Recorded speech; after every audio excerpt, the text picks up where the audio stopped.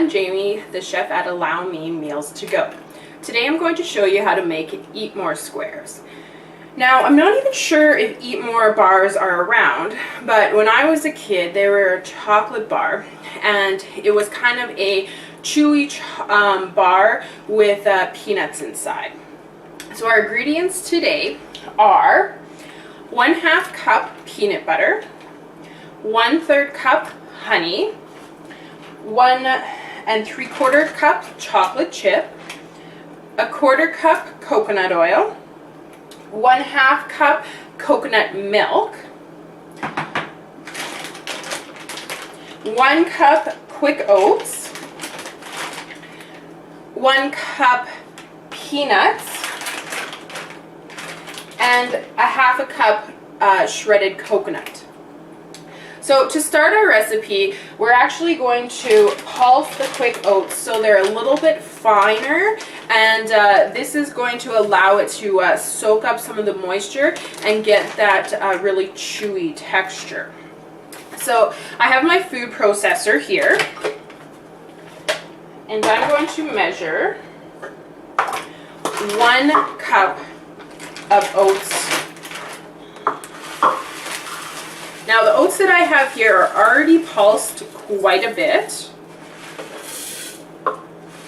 so I won't have to do too much to them. If you have thicker oats, larger oats I guess, you'll have to pulse them a little bit more.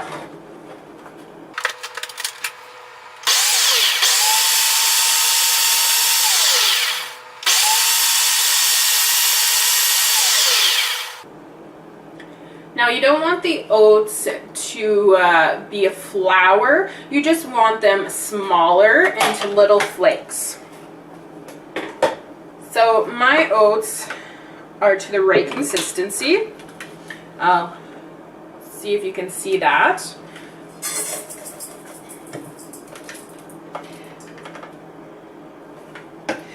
They're maybe like a bran consistency. Next, I'm going to pulse my peanuts, and I also need 1 cup of peanuts, preferably unsalted, but it's whatever you have.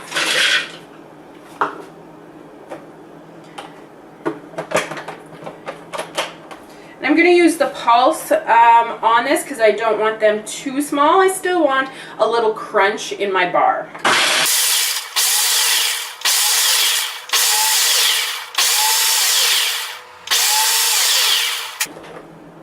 And that should be good.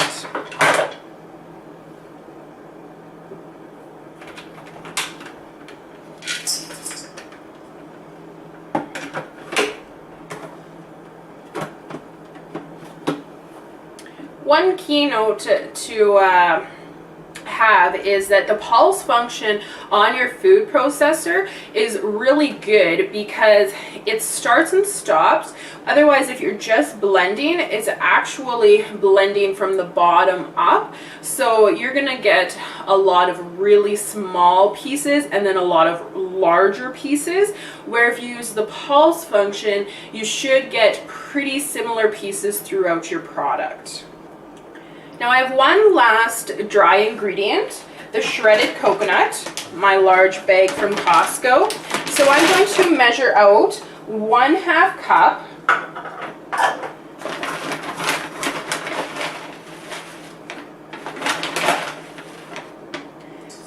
And put it with my other dry ingredients.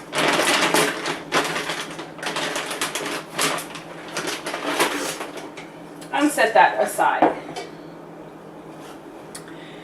Now, I'm going to be putting my peanut butter and honey and coconut oil into the pot to soften. Now, if you don't want to do it on the stove, you can also do a microwave, but remember it's going to take about the same amount of time. You're going to dirty the same amount of dishes, so I highly recommend, instead of using the microwave, because we know it's not good for us, go ahead and do the stove option. So we need 1/2 cup peanut butter, and I have an unopened jar of peanut butter, so I'm going to show you again how to get rid of the oil part on top of your peanut butter and combine it into your entire peanut butter, which will actually stay like that for the remaining time you have your peanut butter. It won't separate again. So I'm going to peel my top seal off. I'm going to use my hand blender, just using one of the blend. So insert it into your peanut butter. I've inserted it until it reaches the top of the actual tool. I'm going to hold the jar tightly because it is going to want to move, and I'm going to put my blender on the lowest speed.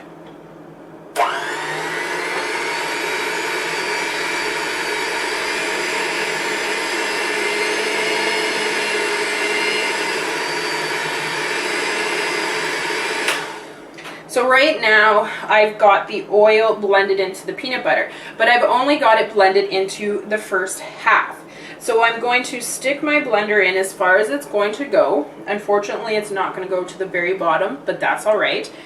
And holding onto the jar tightly, I'm going to keep it on low speed. Don't go any higher than low, just in case things get out of control and you may have a huge mess. So just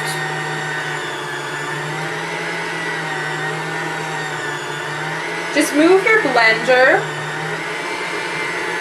around so that you're getting as much blended as you can.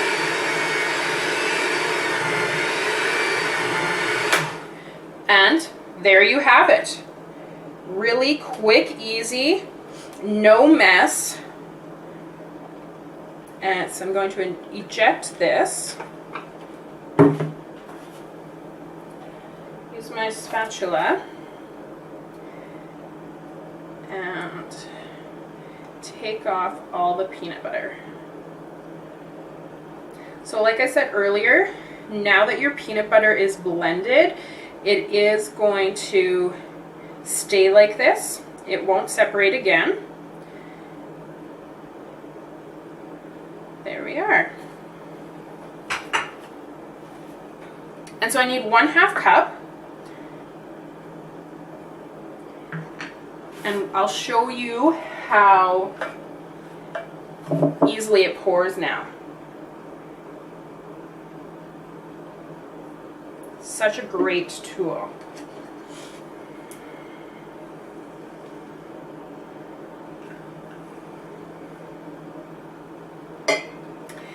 Now I'm going to need 1/3 cup honey.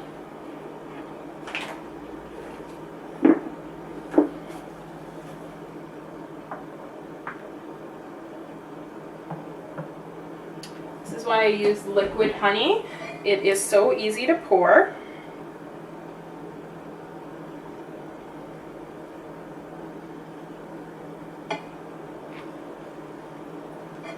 And now 1/4 cup coconut oil. Grab a fresh spoon. You don't want to dirty your coconut oil, especially in such a large container. Another Costco purchase. And I'm going to fill my cup. There we are.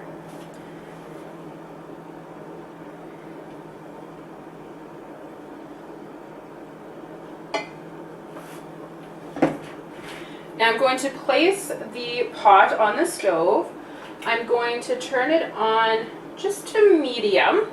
I don't want it too hot and to cook any of the ingredients. I'm just getting them nice and warm to melt the coconut oil, and then also because they're going to be warm, when I add in my dry ingredients, it's going to soak up that liquid quicker. So while that's heating, I'm going to get my coconut milk ready. This is the next ingredient added.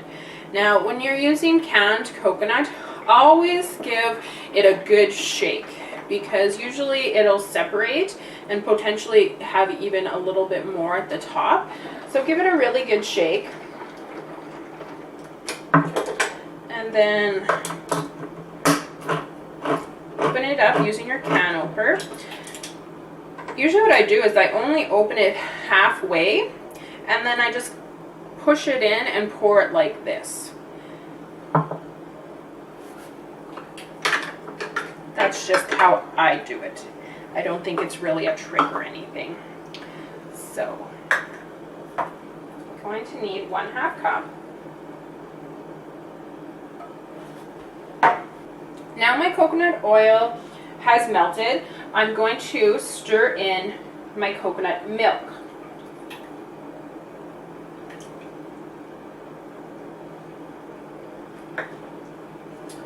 Stir to combine the coconut milk with the peanut butter mixture.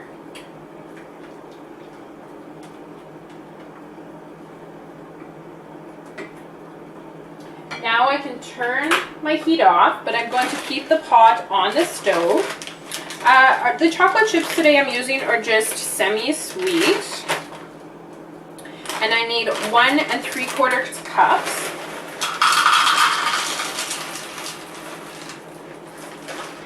There, I have 1 cup. To measure the 3/4 cup, because it's not a big deal if you over or under measure, I'm just going to use the same cup and only fill it 3/4 of the way. And now I'm going to stir to melt my chocolate and combine it with the peanut butter. Alright, so all my chips are melted. Now I'm going to add in my dry ingredients.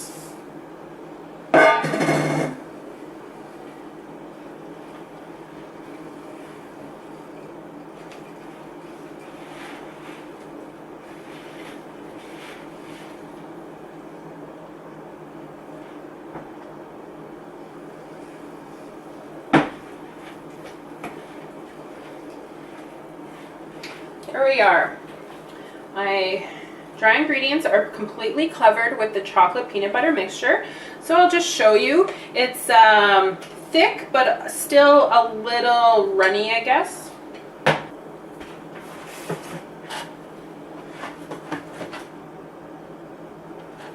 Now I'm going to pour it into my 9x13 pan.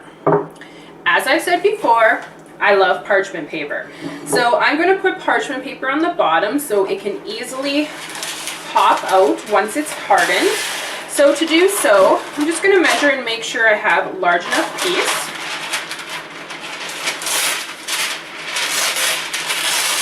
And I'm going to tear it. I'm going to put the parchment paper underneath my pan. It's in the middle. I'm going to take a knife and I'm going to put it right into the corner, as close to the pan as I can get, and I'm going to cut out and do the same on the other side. There we are. And so then I'm going to do that on this side.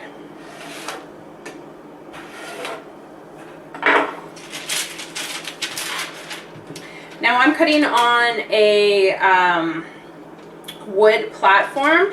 If you're doing this on your cupboards, put it on top of a cutting board. Alright, so this is what my piece looks like. Now I'm going to fold the two side pieces behind the middle piece, and it'll sit right in there. And then I'm going to do the same thing on the other side, and then push it into my pan. There we go. Now I'm going to pour my mixture in to my pan.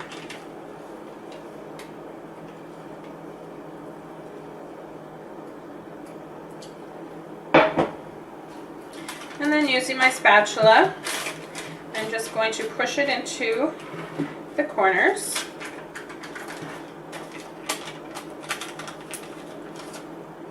and then level the top nicely.